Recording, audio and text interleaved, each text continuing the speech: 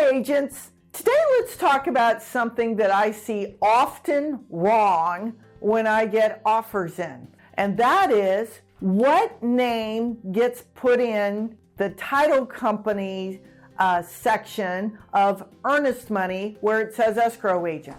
And so often I see an employee's name, somebody that works at the title company.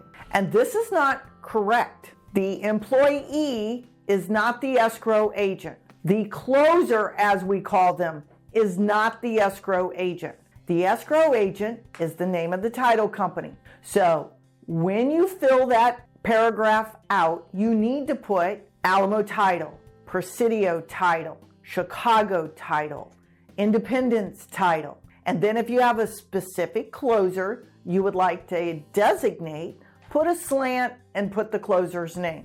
But you do not just insert the employee or the closer's name there. The title company's name is what goes first and is the escrow agent, not the employee.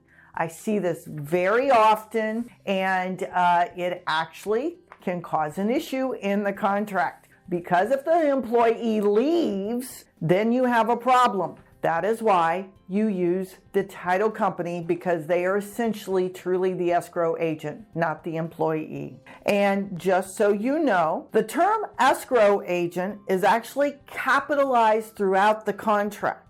It reflects a status as a defined term. The Texas Real Estate Broker Lawyer Committee has said escrow agent could either be the title company or an individual like an attorney. An attorney can hold an escrow account. It is not the employee. So that is why you must put the title company's name there. Hopefully that clears it up. And when you go to fill out your contract next time, when it comes to filling out where the title company and the earnest money is, you put the title company. If I can ever help you with any questions, let me know. Hopefully that's one tip you'll correct in the future if you've been doing it wrong.